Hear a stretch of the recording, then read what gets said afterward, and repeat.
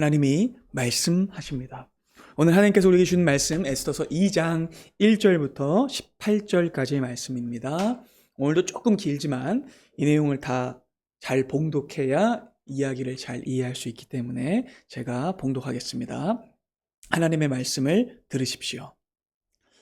그 후에 아하수에로 왕의 노가 그침에 와스디와 그가 행한 일과 그에 대하여 내린 조서를 생각하거늘 왕의 측근 신하들이 아뢰되 왕은 왕을 위하여 아리따운 처녀들을 구하게 하시되 전국 각 지방의 관리를 명령하여 아리따운 처녀를 다 도성 수산으로 모아 후궁으로 들여 궁녀를 주관하는 내시 헤게의 손에 맡겨 그 몸을 정결하게 하는 물품을 주게 하시고 왕의 눈에 아름다운 처녀를 와스디 대신 왕으로 삼으소서 하니 왕이 그 말을 좋게 여겨 그대로 행하니라. 도성수산에 한 유대인이 있으니 이름은 모르드게라. 그는 베냐민 자손이니 기스의 증손이요 시므의 손자요 야일의 아들이라. 전에 바벨론 왕 느부갓네살이 예루살렘에서 유다 왕 여고냐와 백성을 사로잡아 갈 때에 모르드게도 함께 사로잡혔더라. 그의 삼촌의 딸 하다사 곧 에스더는 부모가 없었으나 용모가 곱고 아리따운 처녀라. 그의 부모가 죽은 후에 모르드게가 자기 딸같이 양육하더라. 왕의 조서와 명령이 반포됨에 처녀들이 도성수산에 많이 모여 헤게의 수하에 나아갈 때에 에스더도 왕궁으로 이끌려가서 궁녀를 주관하는 헤게의 수하에 속하니 헤게가 이 처녀를 좋게 보고 은혜를 베풀어 몸을 정결하게 할 물품과 일용품을 곧 주며 또 왕궁에서 의뢰 주는 7 궁녀를 주고 에스더와 그 궁녀들을 후궁 아름다운 처소로 옮기더라. 에스더가 자기의 민족과 종족을 말하지 아니하니 이는 모르드게가 명령하여 말하지 말라 하였습니다. 모르드게가 날마다 후궁들 앞으로 왕래하며 에스더의 안부와 어떻게 될지를 알고자 하였더라. 처녀마다 차례대로 아하수에로 왕에게 나아가기 전에 여자에 대하여 정한 규례대로 12달 동안을 행하되 6달은 모략기름을 쓰고 6달은 향품과 여자에게 쓰는 다른 물품을 써서 몸을 정결하게 하는 기한을 마치며 처녀가 왕에게 나아갈 때는 그가 구하는 것을 다 주어 후궁에서 왕궁으로 가지고 가게 하고 저녁이면 갔다가 아침에는 둘째 후궁으로 돌아와서 비빈을 주관하는 내시 사아스가스의 수하에 속하고 왕이 그를 기뻐하여 그의 이름을 부르지 아니하면 다시 왕에게 나아가지 못하더라. 모르드게의 삼촌 아비하일의 딸, 곧 모르드게가 자기의 딸같이 양육하는 에스더가 차례대로 왕에게 나아갈 때에 궁녀를 주관하는 내시 헤게가 정한 것 외에는 다른 것을 구하지 아니하였으나 모든 보든 자에게 사랑을 받더라. 아하수에로 왕의 제7년 10월 곧 베벳월에 에스더가 왕궁에 인도되어 들어가서 왕 앞에 나가니 왕이 모든 여자보다 에스더를 더 사랑하므로 그가 모든 처녀보다 왕 앞에서 더 은총을 얻은지라. 왕이 그의 머리에 관을 씌우고 와스트를 대신하여 왕후로 삼은 후에 왕이 크게 잔치를 베푸니 이는 에스더를 위한 잔치라. 모든 지방관과 신하들을 위하여 잔치를 베풀고 또 각 지방의 세금을 면제하고 왕의 이름으로 큰 상을 주니라. 아멘. 에스더 강의 두 번째 시간, 오늘 설교의 제목은 제국의 토부 대 하나님 나라의 토부입니다. 저는 쉬는 날이면 등산을 자주 가는데요. 지난주 월요일에는 인왕산을 갔다 왔습니다. 인왕산은 서울 시내 전망도 잘 보이고 또 오르기도 쉬운 산이라 자주 가요. 여러분은 가보셨어요? 보기만. 네. 나중에 한번 또 같이 가봤으면 좋겠어요.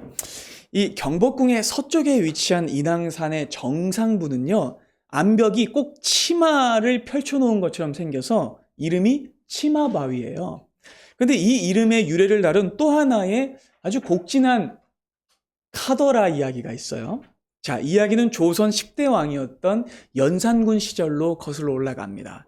연산군의 폭정이 극에 달하자 견디다 못한 신하들은요, 마침내 반정을 일으키죠. 그리고는 연산군의 이복 동생이었던 진성대군을 왕으로 옹립하기 위해서 군사를 데리고 그 집을 찾아갑니다. 자, 여기부터는 야사입니다. 자, 이때 진성대군은요, 막 사시나무 떨듯하면서 드디어 미치광이 형이 나까지 죽이려고 군사를 보냈구나 라고 생각하고는 칼을 빼서 자결하려고 했대요. 근데 그때 곁에 있던 지혜로운 아내가 이렇게 말했다고 합니다. 대군, 잠시만 기다려 보십시오.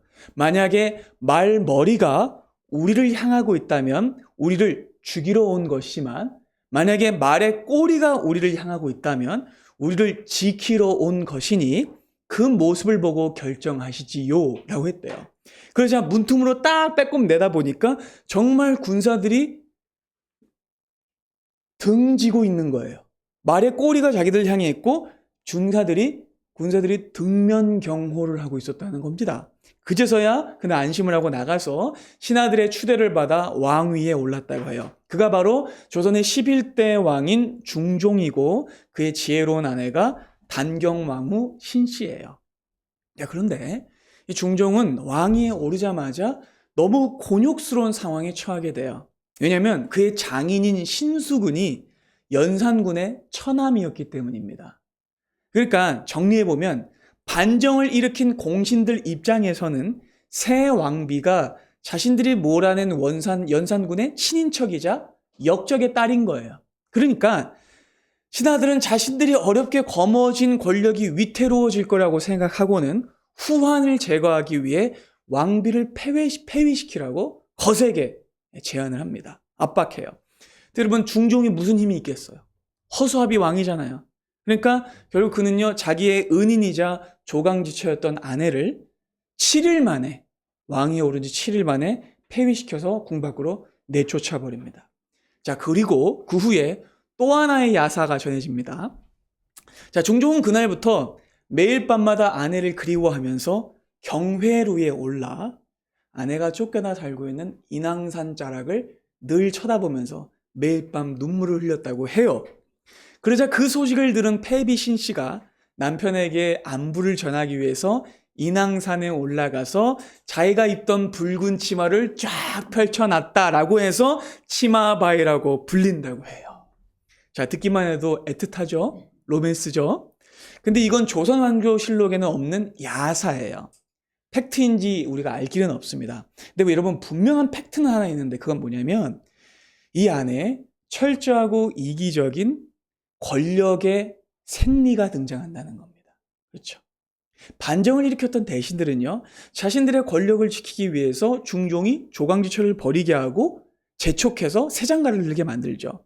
그래서 중종은요, 6개월 만에 윤씨 가문의 딸과 쫓기듯 결혼을 하게 된다고 해요. 무능한 왕은 간사한 신하들에게 끌려가게 된 거죠. 근데 여러분, 오늘 본문을 보시면요, 이와 아주 유사한 일이 벌어지고 있어요. 자, 페르시아 궁정 안에 똑같은 일이 벌어지는데요. 자, 오늘의 본문은 지난주 살펴본 이 1장으로부터 3년의 시간이 지난 시점이에요. 자, 아하수에로는요, 자기가 홧김에 폐위시켰던 왕후 와스디를요, 그리워합니다. 그래서 대신들에게 와스디를 혹시 복권시킬 수 있냐고 물어봐요. 그러자 그 와스디를 쫓아내라고 앞장섰던 대신들은요, 등골이 서늘해집니다. 위협을 느낀 거죠. 그래서 왕을 진정시키고 자신들의 권력을 유지하기 위해 전국의 아리따운 처녀들을 모아 왕이 새 장가를 들게 하는 대국민 미인대회를 개최한 거예요. 그렇게 당시 세계 최대 제국이었던 페르시아 안에서 또 한 번 전 국가적인 사건이 일어납니다. 자, 궁궐 안에서 권력의 암투가 벌어지죠. 그리고 전국 최고의 미녀를 선발하기 위해 온 나라가 또 시끌벅적해져요. 근데 여러분, 성경은요, 바로 이 시끄러운 사건을 다루면서 놀라운 대조를 보여주는데요. 그 대조를 통해 복음의 진리를 우리에게 전달해 줍니다. 자, 본문에는요, 우리에게 익숙한 성경의 핵심 단어가 등장하는데 바로 오늘 제목에 등장하는 토브라는 단어예요. 근데 여러분, 이 토브라는 단어가 쓰인 주체와 대상이 달라요. 그래서 이 본문에 등장하는 이 토브라는 동사가 어떻게 사용되는지를 추적해 보면서 그 의미를 깊이 살펴보려고 합니다. 자, 오늘은 오늘도 세 가지를 말씀드릴 건데요. 첫 번째는요, 제일 먼저 등장하는 토브인데 이 토브는요, 제국가 아하수에로의 토브예요. 그러니까 일그러진 토브와 탐욕적인 토브예요. 두 번째, 또 등장하는 토브가 있는데 그건 바로 에스더와 모르드게에게 쓰이는 토부입니다. 그러니까 올바른 토부고 거룩한 토부인 거예요. 세 번째는요, 이 두 가지 토부의 대조를 통해서 성경이 드러내고 있는 진리를 살펴보도록 하겠습니다. 자, 바라기는 오늘 말씀을 통해서 진정한 토부, 하나님이 기뻐하신 토부를 깨닫게 되는 은혜가 있기를 바랍니다. 자, 첫 번째를 살펴보죠. 자, 본문에 제일 먼저 등장하는 토부인데요.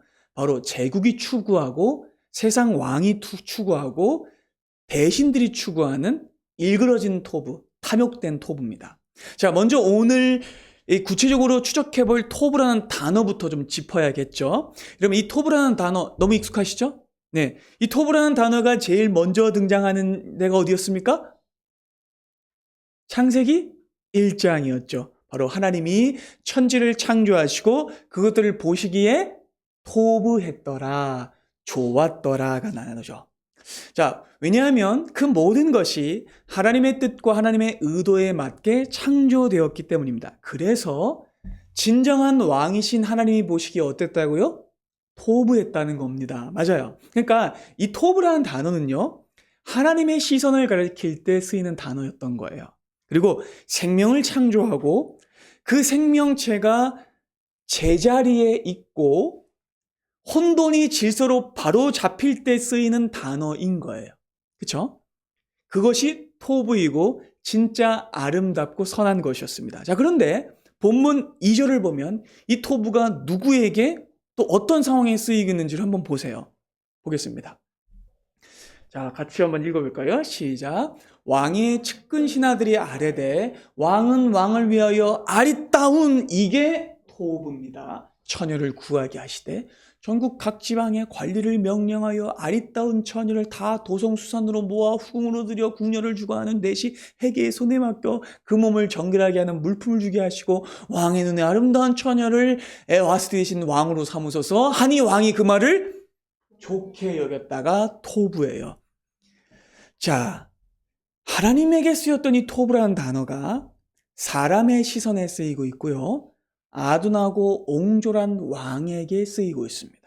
자, 신하들은요, 왕의 눈을 가리기 위해 토부한 처녀들을 갖다 바치려고 하고 있고, 왕은요, 또 그 말을 허허허 하면서 토부하게 여깁니다. 자, 그는요, 근데 생명을 살리지 않아요. 그 모든 것이 제자리에 있게 두지도 않습니다. 아니, 오히려 제자리에 있는 처녀들을 전부 다 끌어모아서 자기가 독점하려고 하죠. 그리고 이 엄형이 제국에 선포되면 질서가 아니라 뭐가 발생할까요? 혼돈이 발생할 겁니다. 많은 청년들은요, 자기의 정혼자를 빼앗기게 될 것이고요. 제국의 결혼율은 떨어질 겁니다. 우리나라 문제죠.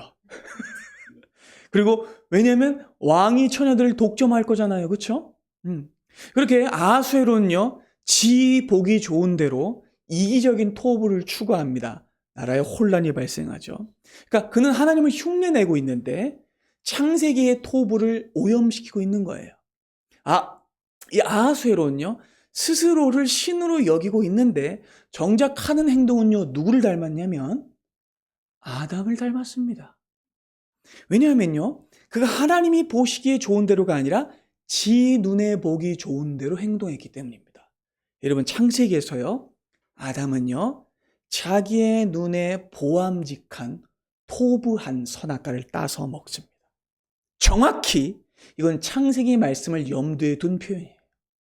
그러니까 결국 왕의 이름으로 이 명령이 내려지고요, 페르시아 127지방 전체에서 보기에 토부한 처녀들이 무자비하게 징집되는 새 왕후 프로젝트가 실시됩니다. 자, 결국 아하수에로는요, 약자들을 도구화하고 착취하는 파괴의 토부, 변질된 토부, 추악한 토부를 보이는 거예요. 그리고 이 어처구니 없는 사건을 더 정확하게 이해하기 위해서는요, 1장과 2장 사이에 일어났던 구체적인 역사적 사건을 파헤쳐 봐야 돼요. 3년이란 시간이 지났거든요. 그래야만 아하수에로의 심리를 읽을 수 있어요. 여러분, 제가 아까 조선의 11대 왕인 중종의 사례가 본문의 사례와 닮아 있다고 말씀드렸죠. 이 두 사건은요, 닮은 게 한두 가지가 아닌데, 아까 여러분들에게 말씀드렸던 그 야사 이야기가 무색해지는 진짜 이야기를 들려드릴게요. 자, 인왕산 치마바이의 전설은요, 듣기에 좋았어요. 애틋한 로맨스였어요.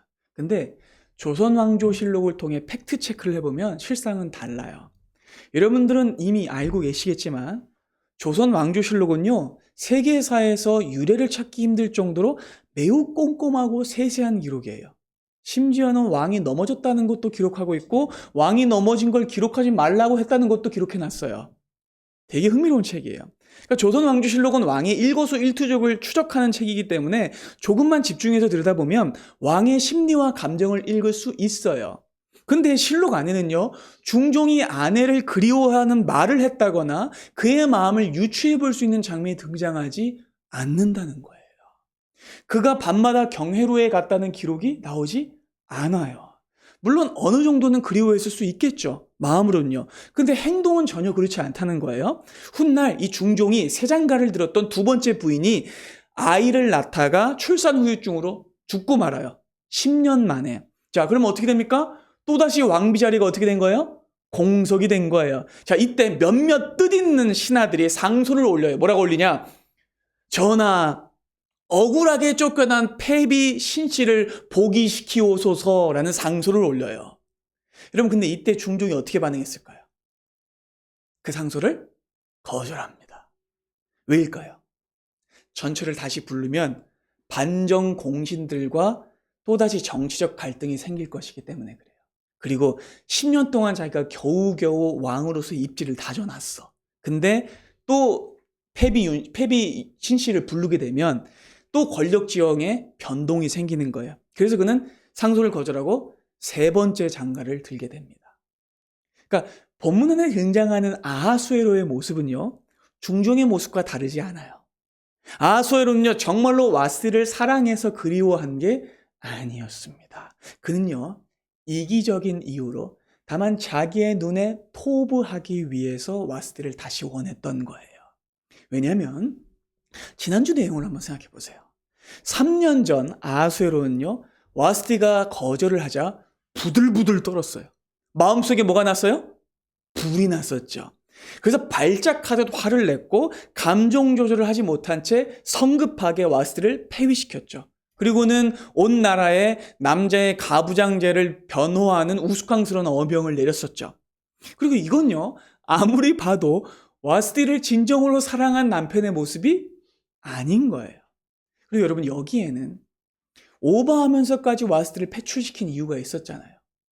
왜냐하면 그 잔치가 그리스 출정을 앞둔 충성 맹세 잔치였기 때문입니다. 그는요, 자기가 내리는 명령이라면 부하들이 죽는 신용까지 하는 걸 여러 번 했을 거예요. 그리고 최대한 그 앞에서 뭘 잡아야 돼요?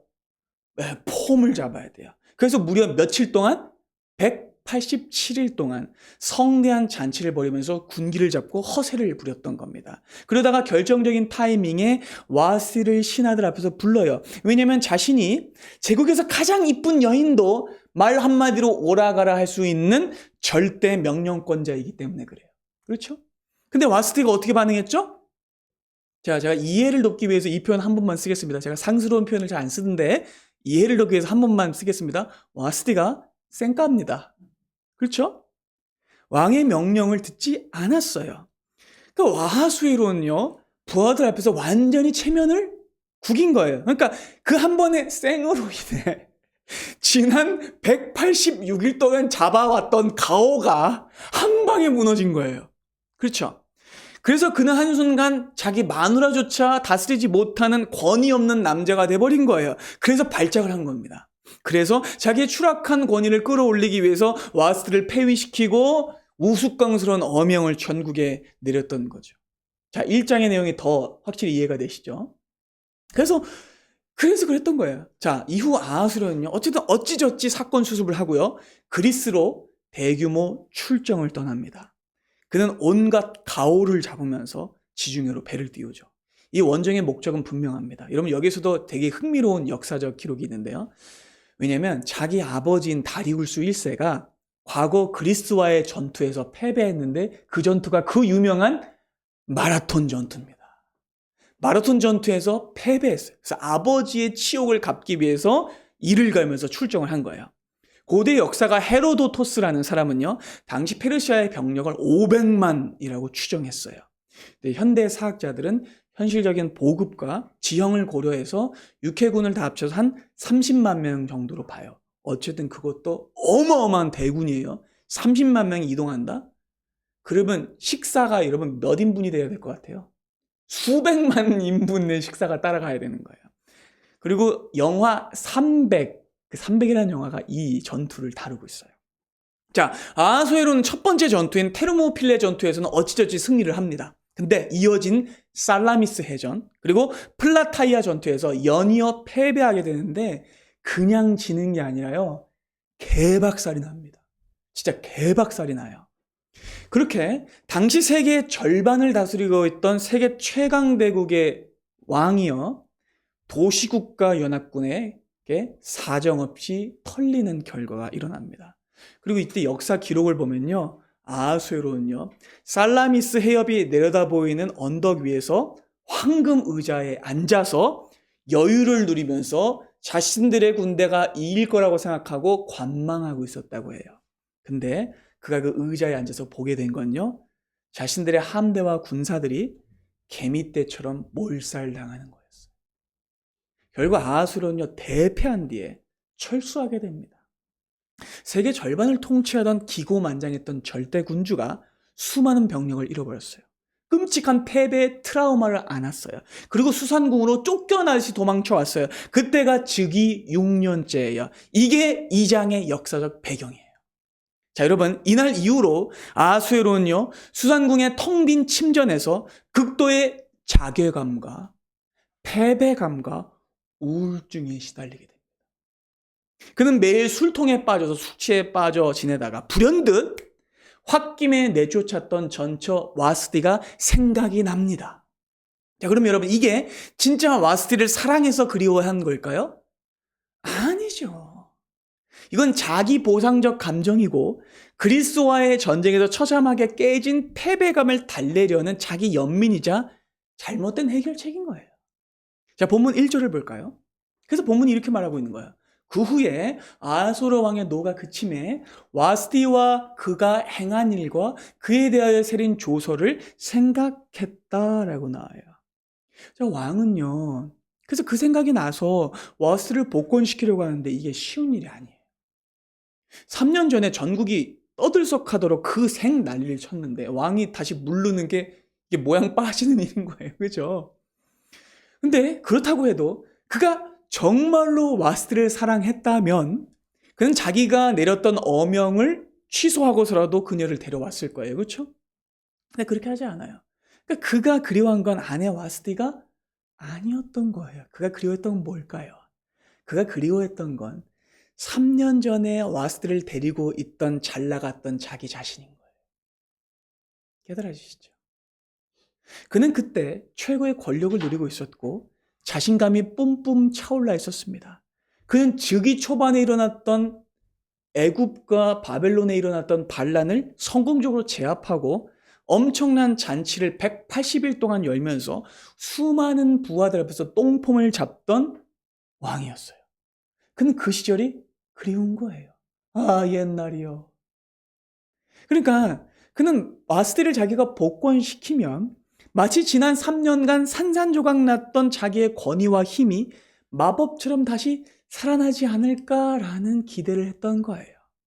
어쩌면 자기가 와스티를 폐위시켰기 때문에 부정이 타서 전쟁에 졌을지도 모른다라고 생각했을지도 모를 일이죠.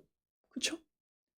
자, 보면요, 그렇게 강한 권력을 가지고 있던 아하수에로가 한순간 쪼그라들어 있는 모습을 보이고 있어요. 그리고 이 사실을요, 동사 형태 하나로 기가 막히게 우리에게 전달해주고 있는데 그게 바로 1절에 쓰였던 생각하거늘이라는 동사예요. 왜냐하면 이 동사가 놀랍게도요, 수동태이기 때문에 그래요. 자, 그러니까 이 말은 무슨 뜻입니까? 아하수에로가 생각했다가 아니라 생각하게 되었다라는 거예요. 그러니까 말 그대로 머릿속에 와스티와 그녀가 행한 일과 그녀에게 내린 조서가 갑자기 자기에게 찾아왔다는 거예요. 떠올렸다가 아닌 겁니다. 이런 생각들이 불현듯 자기를 덮쳤다는 겁니다. 그리고 여러분, 이것을 신학적 용어로 뭐라고 말하냐면 신적 수동태라고 말해요. 기가 막힌 표현이죠. 이 표현은요, 모든 역사의 배후에 우연처럼 보이는 일 뒤에 하나님의 섭리가 숨겨져 있음을 드러내주는 고도의 장치인 거예요. 그러니까 실제로 아하수에로는요, 뭐 하나 주도하지 못하고 있는 왕인 거예요. 그러니까 이 표현은요, 그가 역사의 주체도 아니고 페르시아라는 나라의 주체도 아니라는 것을 은근한 방식으로 드러내고 있는 거예요. 자, 근데 아하수에로는요, 헌법에 대해서도 별로 알고 있는 게 없기 때문에 이번에도 헌법 재판관들을 불러 모아가지고 물어봅니다. 이렇게 물어봐요. 저기 와스티 복권시킬 방법이 없을까? 이렇게 물어본 거예요. 그러자 3년 전에 왕후를 폐위시키라고 목소리를 높였던 신하들이 등골이 서늘해지는 거예요.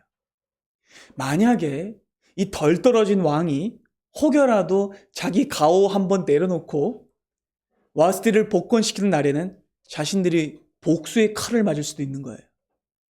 그래서 신하들이 자신들의 권력을 지키고 이 아둔한 왕을 진정시키기 위해 내놓은 대안이 뭐예요? 새 왕비 선발 대회인 거예요. 자, 곧이어 막대한 국가 재정과 수많은 공무원들이 투입돼서 불쌍하죠? 제국의 127개 지방을 돌면서 미녀를 찾기 시작합니다. 징집된 처녀들은요, 하렘이라는 공간에 들어가게 되는데 이해를 돕기 위한 표현입니다. 이 하렘은 뭐냐면 원래 이슬람 말로 신성한 공간이라는 뜻인데 이 이슬람에 있었던 왕들이 자기의 쾌락과 정욕을 위해서 징집한 처녀들을 모아놓은 곳이 하렘이라고 불려요. 그래서 오늘날에도 그 어떤 장르물을 이야기할 때 하렘물 이런 표현이 있죠. 남자 하나가 여자를 여러 명 거느리고 있는 그런 걸 하렘물이라고 말해요. 어쨌든 그들은요, 이 하렘의 담당 내신 해계의 철저한 통제 아래 트레이닝을 받게 돼요. 그리고 또 하나의 정신 나간 일이 세상 왕이 보기 좋은 대로 추악한 토부에 따라 일어나게 된 거죠. 두 번째입니다. 자, 본문에 등장하는 또 다른 토부가 있어요. 바로 에스더와 모르드게에게 쓰인 토부를 한번 살펴보겠습니다. 자, 본문 4절까지는요, 그렇게 소란스럽게 이 페르시아 나라 안에 대국민 미인 수집 대회가 열렸음을 기록하고 있어요. 근데 5절이 되면요, 카메라가 왕궁을 빠져나갑니다. 그리고 수산성에 살고 있었던 어느 이름 없는 유대인 포로 가정을 딱 비추게 돼요. 5절을 보면 모르드게라는 사람이 등장합니다. 그리고 이 이름의 뜻은 이래요. 마루둑을 섬기는 사람. 마루둑은 뭐냐면 바벨론의 신 이름이에요. 그러니까 그는 바벨론이라는 나라의 신을 섬기는 사람으로 요구받는 인생을 살았다는 거죠. 그리고 또 한 사람이 등장하는데 그의 사촌 동생이자 딸뻘이 되는 에스더입니다. 이 에스더라는 이름 역시 페르시아의 여신인 이시타르에서 따온 겁니다. 그 이시타르의 문이라고 되게 유명한 문이 있거든요. 고대 바벨론의 청색 이렇게 막 기와처럼 돼 있고 유명한 그게 이시타르 여신의 문인데 그 이름인 이시타르에서 따온 겁니다. 자, 그리고 이 이름들은요, 당시 유대인들의 현실을 단번에 보여줘요. 유대인들은요, 바벨론에 포로로 끌려온 지 벌써 120년이 지났어요. 처음 자신들을 포로 잡아왔던 바벨론이라는 나라도 망한 지가 벌써 50년이 지났어요. 그러니까 두 제국에서 살고 있는 거죠. 그리고 그 기간 동안 유대인들은 어떻게 됐을까요? 제국에 동화됐을 겁니다. 그들은 거대한 문화적 폭력 앞에서 어쩔 수 없이 이 우상의 이름을 달고 페르시아인들과 다를 바 없는 겉모습을 하며 힘없는 디아스포라로 살아갔던 거죠. 근데 성경은요, 이 우상의 이름을 단 모르드게를 소개하면서 아주 독특하고 긴 족보를 덧붙이고 있어요. 5절을 보겠습니다. 도성수산에 한 유대인이 있는데 모르드게입니다. 근데 그 사람이 베냐민 자손이래요. 기스의 증손이고요, 시므의 손자고요, 야일의 아들입니다. 전에 바벨론 왕 느부갓네살이 예루살렘에서 유다왕 여고냐와 백성을 사로잡아갈 때 모르드게도 함께 사로잡혔습니다. 아마 그의 부모가 잡혀왔던 거죠. 그렇죠? 근데 여러분, 여기서 굉장히 뜬금없는 이름들이 나열되어 있어요. 기스, 시므이, 야일. 여러분, 이 이름들은요, 분명히 이스라엘 역사에서 아주 유명했던 베냐민 지파 출신의 한 왕을 가리키고 있어요. 누굴까요? 사울입니다. 근데 여러분, 사울은 어떤 왕이었어요? 하나님의 명령에 순종하지 않았던 왕이었어요. 그도 아하수에로와 별반 다르지 않게 하나님이 보시기에 토부한 대로가 아니라 지가 보기에 토부한 대로 살았던 인간이었어요. 여러분 기억하시죠?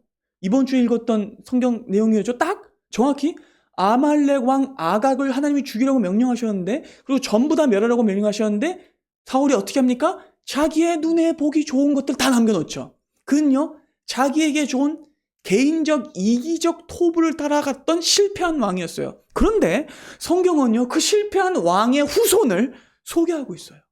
그리고 앞으로 계속해서 보게 되겠지만 이 모르드게와 에스더는요, 그 실패한 사울 왕을 극복하는 인물로 등장해요.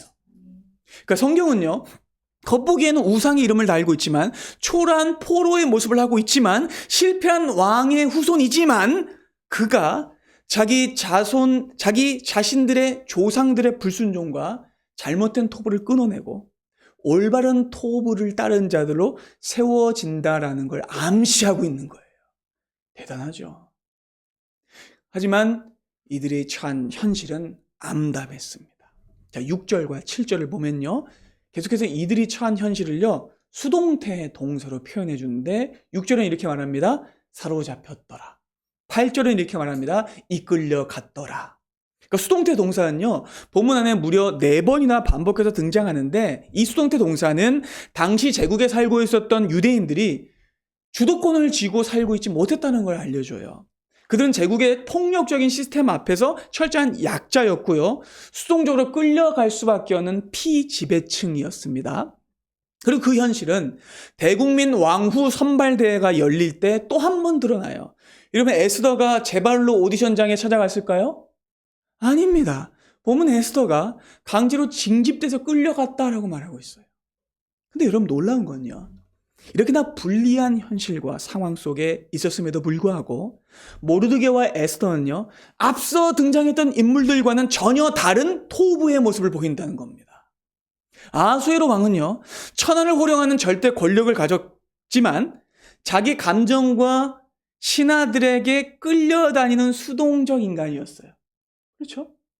그런데 모르드게와 에스더는요, 억압받는 수동태의 현실 속에서도 신앙적으로 능동적인 행동을 합니다. 이 놀라운 거예요. 자, 먼저 모르드게의 토부입니다. 자, 본문 안에는 모르드게에게는 토부라는 동사가 직접적으로 사용되지는 않습니다. 하지만 그가 보이는 건요, 분명한 토부의 행동이었어요. 하나님이 보시기에 좋았습니다. 왜냐하면 모르드게는요, 부모 없이 고아처럼 버려진 사촌 동생 에스더를요, 극진히 보살피고 양육했습니다. 그는요, 에스더를요, 딸같이 양육했습니다. 여러분, 이건요, 의도적인 대조예요. 자, 좀 전에 등장했던 아하수에로는 어떻게 했습니까? 홧김에 자기 가족을 버렸어요. 또 3년이 지나서는요, 전국의 처녀들을 강제로 수집하면서 남의 가정을 다 깨버렸습니다. 그는 젊은 여자를 소모품으로 여기고 착취하는 악한 남자였죠. 반면 상대적 약자인 모르드게는 그렇지 않아요. 모르드게는요, 약자를 외면하지 않았고요, 극진히 거두어 돌봤으며 사랑해주는 선한 남자였어요. 그리고 모르드게는요, 에스더가 하렘에 끌려간 뒤에도 매일 후궁들 앞을 찾아갔어요. 예. 그리고는 에스더의 안부를 물어봅니다. 왜 그랬을까요? 에스더가 갇혀있는 그곳이 천박하고 파괴적인 일들이 벌어지는 성욕의 집결지였기 때문입니다. 모르드게는요, 자기의 딸 같은 에스더가 혹시나 그곳에서 자기 중심은 잃어버리지 않을까 염려했던 거예요. 그래서 매일마다 에스더를 찾아가 그녀의 신앙을 격려하고 그녀의 영혼을 붙들어 준 거예요. 다음으로 에스더를 보죠. 에스더 역시 상황은 수동적으로 끌려가는 상황입니다. 하렘에 들어가게 됐어요. 하지만 에스더도요, 능동적으로 자기의 신앙과 내면을 지켜냅니다. 여러분 생각해 보세요. 이 하렘의 분위기가 어땠을까요? 무섭도록 경쟁적이고요, 치열하고 살벌했을 겁니다. 무서운 언니들이 한가득이야. 그렇죠? 10년 전에 간신이라는 영화가 개봉한 적이 있는데, 이때 연산군 시대의 최악의 간신이었던 그 채홍사를 만들고 연산군이 완전히 정신이 나가도록 만드는 임사홍 부자가 등장합니다. 그때 이 부자가 전국의 미녀들을 수집하고 수백 명의 여인들을요, 흥청궁이라는 데에 집어넣어요. 그래서 흥청망청이라는 말이 나온 거죠. 흥청궁에 집어넣습니다. 여기가 하렘인 거예요. 그리고 거기서 여인들은요, 왕의 눈에 보기 좋기 위해서 피 튀기는 성적 수련을 합니다. 그리고 투기하고 경쟁합니다. 그리고 추측컨대 이와 유사한 일이 에스더가 갇혀있는 하렘에서도 일어났을 겁니다. 처녀들은요, 왕의 하룻밤 수청을 들기 위해 12개월 동안 치장해야 했어요. 고대 기록을 보면 왜 그런 얘기 있잖아요. 클레오파트라가 돼지 피로 목욕하고 어린아이의 오줌으로 목욕하고 막 그랬다는 기록이 있잖아요. 우유로도 하고. 그게 뭐 때문이에요? 피부 때문이죠. 그러니까 아마 그런 방법도 불사하면서 오만 난리를 피우면서 극단적으로 미용에 아주 집착했을 겁니다. 왜요? 자신들의 인생이 왕과의 하룻밤에 달려있기 때문에 그래요. 왕의 침전에 들어갔다 나왔다고 해도요, 본문을 살펴봤듯이 왕이 다시 자기의 이름을 부르지 않으면 평생을 하렘에 갇혀서 생과부로 살아야 돼요. 왜냐하면 왕과 하룻밤을 보낸 여자는요, 왕의 여자이기 때문에 다른 남자에게 시집갈 수 없어요. 궁 밖으로 나갈 수도 없어요. 평생 거기 갇혀 살아야 되는 거예요. 그러니까 그것에 모인 처녀들은요, 자신들이 하룻밤만 쓰이고 버려지는 왕의 성적 대상인 걸 알았어요.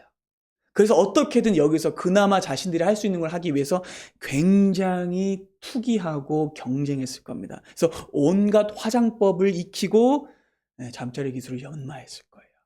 근데 그 욕망의 진흙탕 속에서 에스더가 어떻게 행동하는지를 보세요. 15절 봅니다. 모르드게 삼촌 아비하일의 딸, 아비하일이 에스더의 아빠 이름인 거예요. 곧 모르드게가 자기의 딸같이 양육하는 에스더가 차례대로 왕에게 나아간 때에 궁유를 주관하는 내시 헤게가 정한 것 외에는 다른 것은 어떤 것도 구하지 않았어요. 그리고 에스더는 모든 보든자에게 사랑을 받았답니다. 놀랍게도요, 에스더는요, 필요 이상의 것을 구하지 않습니다. 옆자리에 앉은 언니는 31가지 파운데이션을 바르고 310가지 립글로즈를 바르고 매일마다 네일 아트 바꾸고 치렁치렁한 장신구로 온몸을 휘감는데 에스더는 기본만 합니다. 그는요, 인위적인 꾸밈과 경박한 사치를 거부합니다. 왜였을까요? 에스더가 무슨 은 알레르기가 있어서 그랬을까요? 성격이 그냥 묻어내서였을까요? 아니에요. 그 이유는 무엇이 정말 중요한지를 알았기 때문입니다. 그는요, 껍데기에 매끄러운 치장이 전부가 아니란 걸 알았어요. 그녀는 겉모습보다 자기의 내면을, 실체를 다스리는 게 더 중요한 걸 알았던 거예요. 그럼 본문은요, 아주 문학적인 표현을 통해서요, 그녀의 진짜 힘의 원천이 어디에 있었는지를 우아하고 은근하게 드러냅니다. 자, 방금 15절에 에스더의 아버지 이름이 뭐라 그랬죠? 아비하일인데 기가 막혀요. 여기서 아브가 아버지고 하일은 강하다예요. 아버지는 강하다. 근데 여러분, 이 하일이라는 단어가 보통 단어가 아닌데 이 표현이 남자에게 쓰이면 유력한 남자가 돼요. 여자에게 쓰이면 현숙한 여자가 돼요. 이 단어가 남녀 모두에게 사용됐던 책이 있었습니다. 우리가 이미 살펴봤죠? 어떤 책일까요? 룻기입니다. 보아스가 하일한 사람이었고 룻이 하일한 여자였어요. 자, 여러분, 성경의 의도가 보이시죠? 지난 시간에 에스더가 성경 안에서 가장 우아한 문법을 가진 책이라고 말씀드렸죠. 에스더서는요, 직접적인 언급을 피하고 감춤을 통해서 오히려 우회적인 방식을 통해 선명하게 복음을 전하고 있다고 말씀드렸어요. 그러니까 성경은요, 에스더의 마음을, 에스더의 실체를 이렇게 밝히고 있는 거예요. 세상 사람들의 눈에는 에스더는 나라 이름 포로입니다. 세상 사람들의 눈에는 그녀는 징집되어 끌려온 힘없는 고아 처녀입니다. 고작 하룻밤 쓰이고 버려질 일회용 소모품같이 보여요. 그런데 그녀는 그런 사람이 아니에요. 그녀는 왜냐하면 아버지가 강한 분이기 때문입니다. 그녀의 아버지는 우주에서 가장 강한 진짜 왕 여호와 하나님이셨기 때문입니다. 그게 본문 안에 이 놀라운 장치를 통해 드러나고 있는 거예요. 그러니까 에스더는요, 그래서 억압된 현실 속에서 사치와 경쟁과 투기가 펼쳐지는 하렘 안에서 겸양과 절제와 미덕을 지킨 거예요. 특별히 에스더는요, 이 모르드게의 조언을 따라서 자기가 유대인이라는 걸 숨깁니다. 그러니까 여러분, 이 말은 좀 앞선 세대에 있었던 다니엘처럼 하지는 않았다라는 거예요. 다니엘은요, 친구들과 함께 뜻을 정해서 왕이 주는 음식을 먹지 않았죠. 왜냐하면 그 음식이 우상에게 바쳐졌던 음식이니까. 그렇다면 이 에스더가 유대인이라는 걸 숨겼다는 말은요, 율법에 위배되는 식사를 했을 것이라는 말입니다. 물론 이게 타협으로 보일 수도 있어요. 굳이 따지기 좋아하는 애들은 꼭 이런 걸 꼭 따져요. 근데 여러분, 분명한 건요, 이 모습이 타협으로 보일 수 있지만 뒤에 가게 되면 에스더가 유대인이란 정체를 숨겼던 것이 엄청난 효과로 돌아온다는 거예요. 자, 어쨌든 에스더는 티내지 않고요, 자기의 신앙을 지켰어요. 추측컨대 에스더는 보이지 않는 곳에서 촛불을 켜고 성경을 읽었을 것 같아요.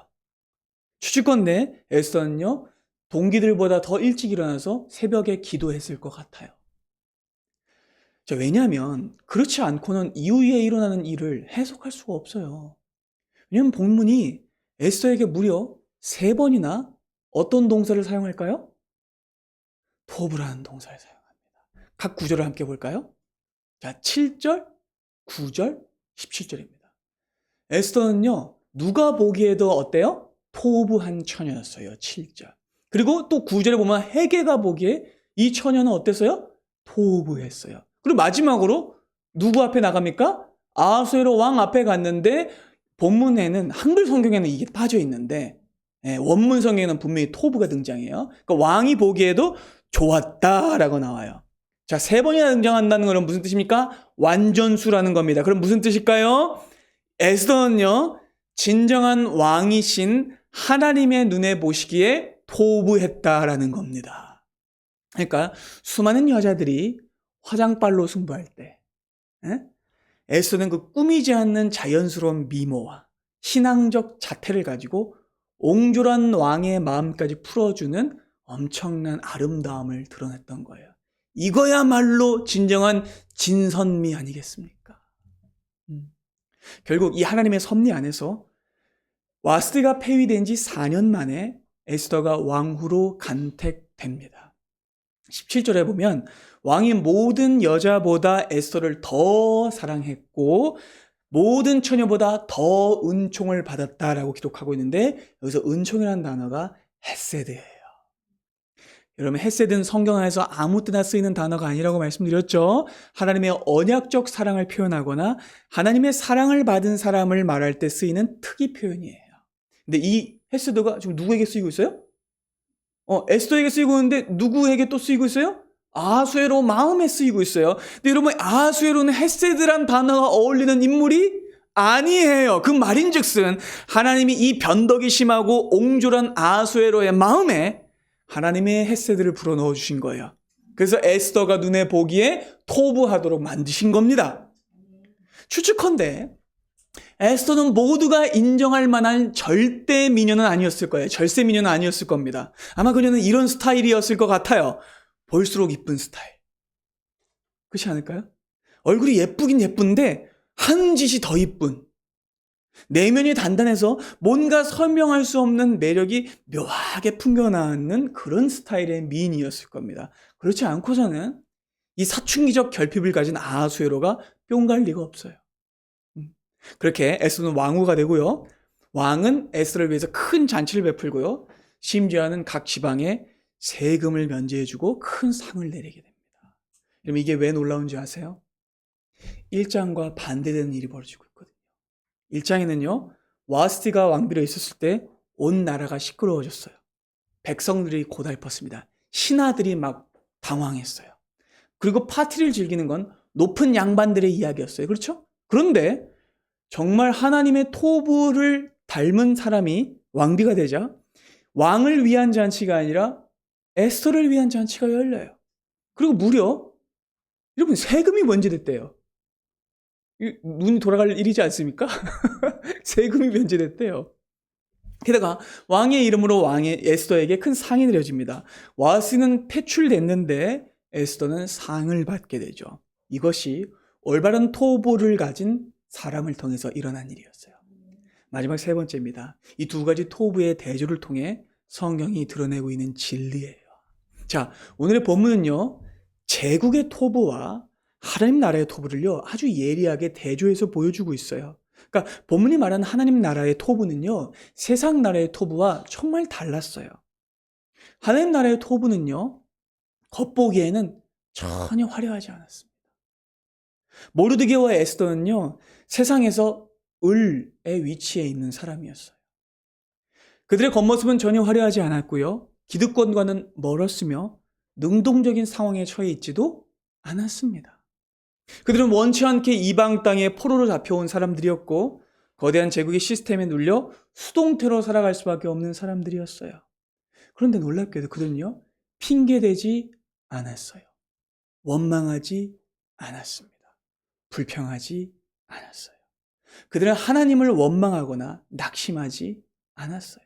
이들은 비록 어려운 현실에 처해 있었지만 의연하게, 그리고 성실하고 진실되게 자기에게 맡겨진 이 신앙의 현실 속에서 능동태적으로 살아갔던 사람들이었습니다.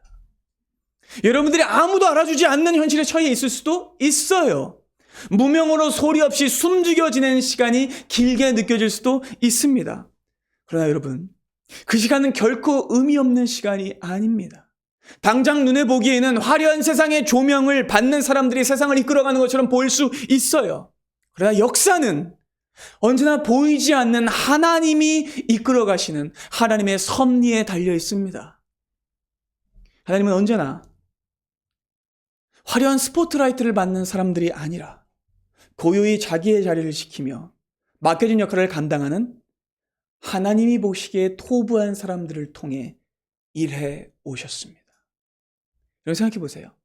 다니엘과 세 친구들은요, 배고픔과 무명의 3년을 겪었습니다. 요셉에게는 애굽의 노예살이와 감옥 생활, 무명의 13년이 있었습니다. 모세에게도 미디안 광야의 무명 40년이 있었습니다. 그럼 무엇보다 우리 주 예수께도 30년의 무명의 세월이 있었습니다. 그러니까 하나님의 사람은요, 반드시 그 시간 동안 세상의 토부와 맞서고 견디고 버티며 하나님의 토부를 지켜야 한다는 겁니다. 그러니까 이 고독한 무명의 시간, 즉 신적 수동태의 시간이 없이는 절대로 성도에게는 세상을 이기는 능동태의 신앙이 자라날 수 없습니다. 이런 우리 주 예수께서는요, 가장 완전하고 완벽하게 그 신앙의 모범을 보이셨어요. 사실 본문 안에 모르드게와 에스더의 토부도 등장하지만 우리 주 예수께서 보이신 토부에 비유하면 그건 그림자에 비하지 않아요. 지나지 않아요. 이 땅에 오신 우리 주님께서는요, 진정한 토부를 보이셨어요. 그리고 그분은요, 세상의 왕과 제국의 관료들과도 다르셨죠. 그들은 어떻게 했습니까? 힘없는 사람들, 그리고 처녀들을 하룻밤 쾌락을 위한 소모품으로 전락시켰습니다. 자괴감을 달래기 위한 도구로 사용했습니다. 권력 유지를 위한 수단으로 사용했습니다. 그러나 우리 주 예수께서는 어느 누구도 도구로 삼지 않으셨어요. 그분은 의미 없는 사치와 탕진으로 인생을 낭비하지 않으셨습니다. 그분은 모든 시간과 모든 기회와 모든 힘을 오직 하나님만을 위해 쓰셨고 자신이 가진 모든 것을 자기 백성들과 우리를 위해 내어주셨습니다. 그분은 마지막 남은 피 한 방울조차 자기를 위해 쓰지 않으셨어요. 그분은 자기를 저주하며 조롱하는 사람들에게까지 자비를 베푸셨습니다. 주님은 정말 모르드게와 에스더의 토부를 뛰어넘으셨어요. 두 사람은 제국의 요구를 수용했죠. 율법을 어기고 타협하기도 했습니다. 그들은 이중 정체성을 가진 약한 인간들이었죠. 그러나 우리 주 예수께서는요, 그 어떤 것과도 타협하지 않으셨습니다. 그분은 오직 하나님의 나라와 그의 의, 그리고 그분의 토부만을 구하셨습니다. 그분은 철저히 자기의 토부가 아닌 하나님 아버지의 토부만을 구하셨고 십자가에서 운명하실 때도 이렇게 말씀하셨죠. 아버지, 내 영혼을 아버지의 손에 부탁하나이다. 본문으로 바뀌어보면 뭘까요? 하나님, 내 모든 인생과 내 생명을 하나님의 토부에 맡깁니다. 이것이 진정한 토부이며 진정한 아름다움입니다. 독일에서 활동하고 있는 철학자 한병철 씨는 현대 사회가 추구하는 미가 매끄러움이라고 지적했어요. 그의 글을 좀 제가 읽어드릴게요. 매끄러움은 상처를 입히지 않는다. 어떤 저항도 하지 않는다. 그것은 다만 좋아요만을 추구한다. 스마트폰에 매끄러운 액정 같다.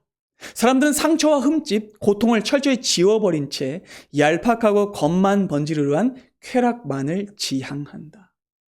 근데 계속해서 이렇게 말해요. 그러나 진정한 미인 아름다움은 상처를 준다. 거기에는 나를 뒤흔들고 파헤치고 나에 대해 의문을 제기하며 너의 삶을 바꿔야 한다라고 경고하는 무언가가 있다. 이 철학자가 진리를 꿰뚫고 있죠. 사랑하는 여러분, 진정한 아름다움은요, 매끄럽지 않아요. 진정한 토부 안에는 반드시 수치와 고통과 눈물과 무명의 시간이 있습니다. 그리고 거기에는 세상의 압박과 위력에도 절대로 굴하지 않는 능동적인 신앙이 담겨 있어요. 여러분, 우리를 구원하신 예수 그리스도의 십자가는 결코 매끄럽지 않았습니다. 십자가는 거칠고 투박했고요. 피로 물들고 상처로 얼룩져 있었습니다. 세상을 구원하는 것은 화려하고 매끄러운 제국의 껍데기가 아니라 바로 예수 그리스도의 찢기신 육체였습니다. 여러분은 올바른 토부를 구하고 계십니까? 하나님의 토부를 구하십시오. 그분을 따르십시오. 바르게는 새롭게 시작되는 이 한 주, 세상의 매끄러운 토부가 아니라 십자가의 토부를 붙들고 능동적 신앙으로 살아가는 은혜가 우리 모두에게 있기를 바랍니다. 기도하겠습니다.